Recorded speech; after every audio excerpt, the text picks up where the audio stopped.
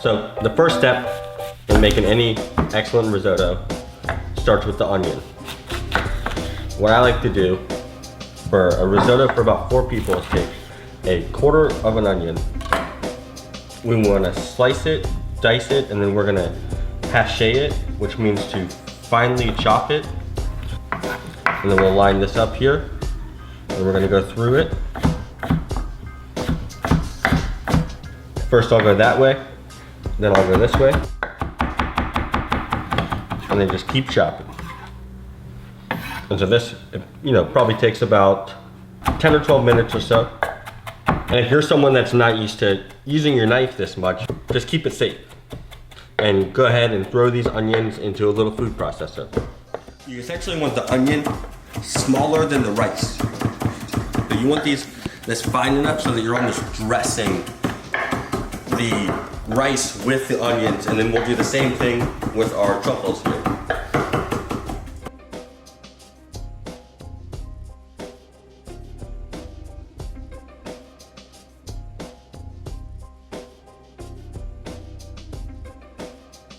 So for a risotto for 4, we typically want just about a cup, but I have so much here because we're gonna make our Parmesan mousse, and I think you guys will really like that. Nice little mountain of cheese. I like to leave my truffles as I'm cooking next to my onions and my butter and the Parmesan and the rice, because it's actually scientifically proven it makes the truffles happier. And happy truffles taste better.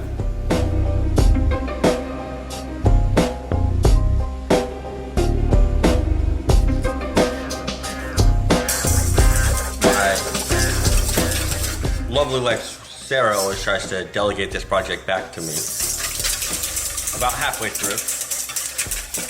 So a good trick for this, and I know everybody is like struggles with getting the cream whipped nice, is to set, if you can see right in there, set your bowl on its side and get all your cream in this little angle, and then whip back and forth. And then when you whip, if you see, my elbow isn't moving. I'm not moving my whole arm. I'm just moving my little wrist here. You move your wrist all day long. They have very strong little muscles. They were made for whipping cream, for risotto. And we want to whip this to stiff peaks. We want the cream to be able to fold up on its own before we put it into the risotto.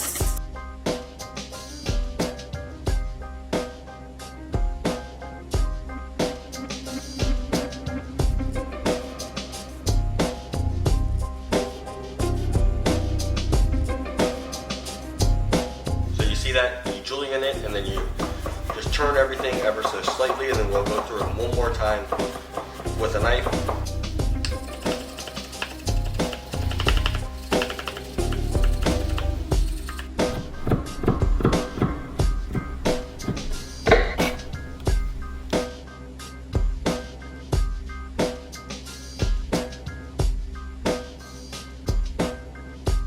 We got our pan getting warm here. It's very important that you let the pan get warm and then you add your oil.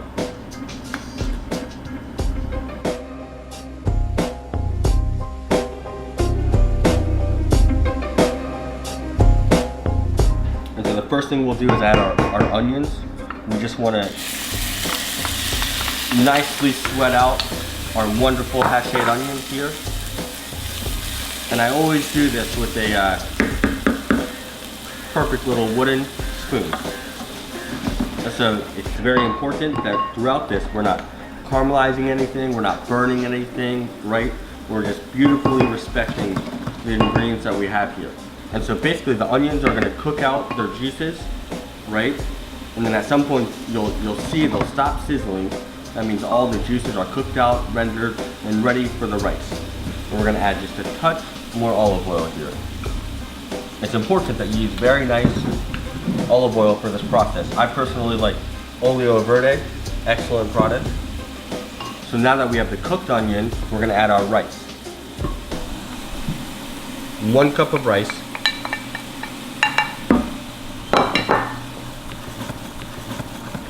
And so you see I'm stirring, as soon as I put the rice in, I'm stirring it around. And a little trick that you can do is all these little things on the side, you keep pushing them down. That way you don't end up with any little crunchy bits. You can see that it wants just a little bit more of this olive oil. And you see my heat, it's cooking, but it's not too high. I smell rice, I smell cooked onion, I smell olive oil. Once we start to really get the aromatics from the rice, then we'll add our white wine.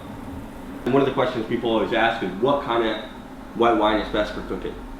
I selected this one because there's a note that said wine made from land recovered from the mafia. I don't know if that's the best way to select wine, so could you tell them a better way to look for wine that you want to use for something like risotto? Honestly, you're looking for something like Sauvignon Blanc or Italian varietals are great, but please don't spend more than $20 on a bottle of cooking wine because it's going to taste wonderful in your food regardless. And by the way, Sarah is a certified sommelier and an absolute catch. And she's my wife. You add your splash and you don't smell any of the wine anymore, that's when you want to add your first ladle of stock.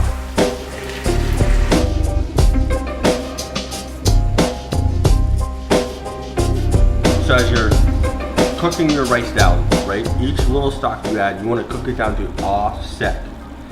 Most people are very familiar with al dente, which means to the tooth. Au sec means almost dry in French.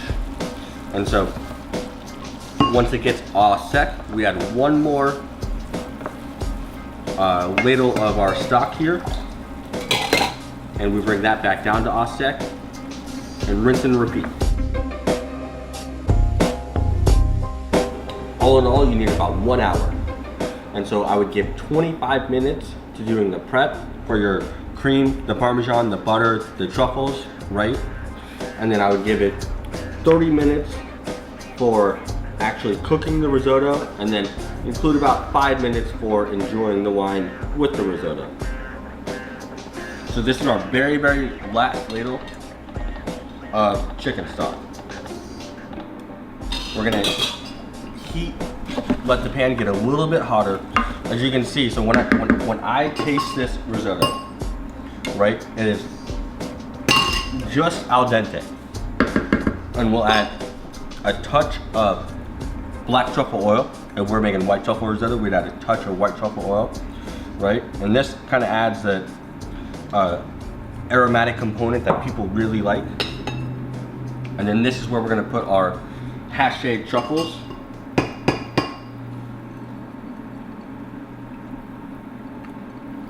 And so it's nice when you do a risotto like this to have the little flecks of truffle in it and the gas before you shave it. And then we're gonna add 1 ladle of our chicken stock. And for each guess, you get a little block of butter. And so this is just Strauss butter cut into little cubes, you can see there. And then it's important that you incorporate all this and stir it down. And with the Balinese truffle salt, you want to season in layers. So you add just a tiny touch at the beginning, you add a little in the glazing process, and then you want it to be nicely seasoned, but a touch under when it goes into the plate. That way you can finish with just a touch on the plate. So it's holding its own, it's not running, right? And then now we'll add about a cup of cream. And you'll see, watch. The cream goes in, it melts, it incorporates, it loves it, right? It loves the risotto. And at this point, you have to work quickly because this is the moment. When you listen to Eminem and he said you only got 1 shot, this is the shot he was talking about. And so if you look at this, right, it's still a little too creamy, and that's perfect because we're gonna finish with our Parmesan. And the Parmesan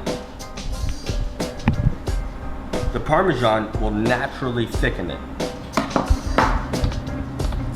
So we have our glazed rice, we have our whipped cream, we have our incredible Parmesan, right? And this is just an amazing vehicle for truffles. The consistency that you're looking for is that when we put this on the plate, it'll run for 3 seconds and then stop, so it holds its own body. And then what a lot of people, the step that they miss, right, is once you get to this point, you want to add a touch of champagne vinegar. And that really balances it. I'm going to add 1 little drop of our truffle oil. I'm going to give it 1 nice stir.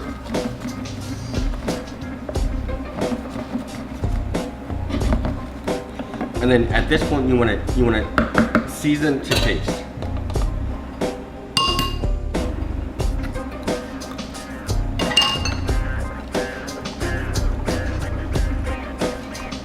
Man, that is really nice. So this has come out really exceptional.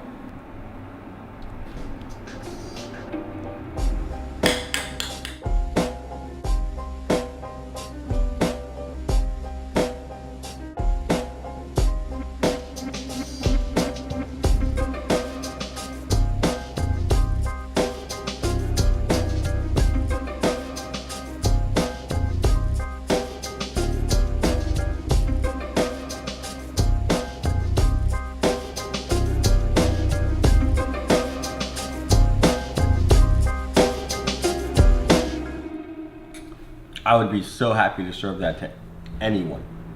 The Queen of England, Barack Obama, Liberace.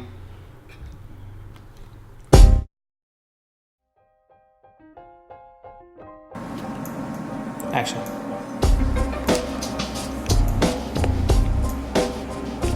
So for the Parmesan mousse, we like to take 1 cup of Parmesan, 1 egg, 1 cup of hot cream. We put it all into the blender.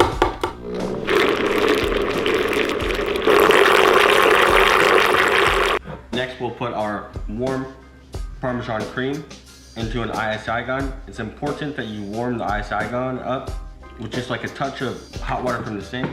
Fill it up, dump it out, because these things work just like a thermos. And then we like to do 2 charges for this.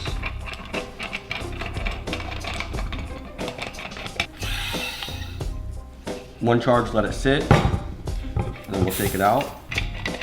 And so it's important that you give it a good shake to make sure that everything inside the gun is incorporated.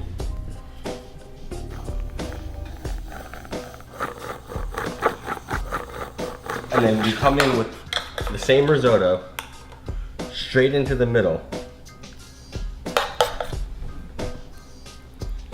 And it creates this just cloud of Parmesan risotto goodness. And then we'll finish it the same way, but without our Parmesan, with excellent shaved truffles right on top, and a touch of our Balinese truffle salt.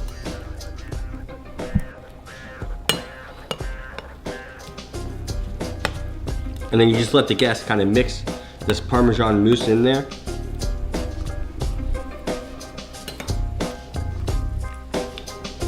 Wow, who cooked this? Oh,